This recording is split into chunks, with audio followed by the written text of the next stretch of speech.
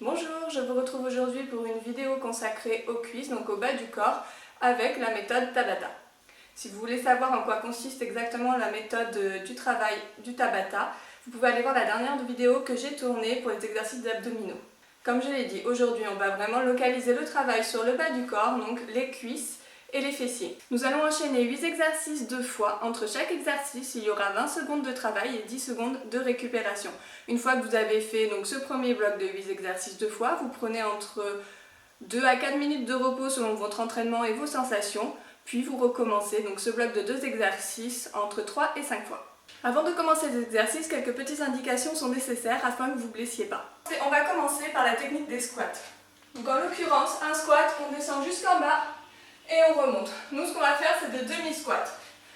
On descend à 90 degrés au niveau des genoux et on remonte. La bonne position, c'est qu'on pousse les fesses vers l'arrière comme si on allait s'asseoir sur une chaise.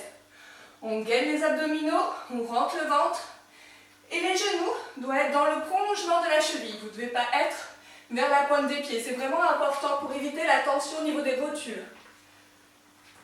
Donc on va vers l'arrière, genoux dans l'alignement des chevilles et on remonte, on serre les fesses. C'est le mouvement qu'on va faire quand on va faire des squats sautés. Et on serre les fesses quand on est bien en haut. C'est la même chose pour les jumping jacks. Quand on jump et on revient en écartant, pensez bien à avoir 90 degrés et le genou dans l'alignement de la cheville.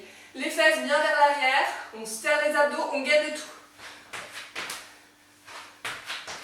Petite indication pour les fentes avant aussi, donc le genou 90 degrés, dans le prolongement de la cheville, on étire la jambe vers l'arrière, le talon soulevé, et c'est la jambe arrière qui donne le mouvement. Donc on descend, on monte, on descend, on monte, ou là en l'occurrence, on descend, on revient, on descend, on revient.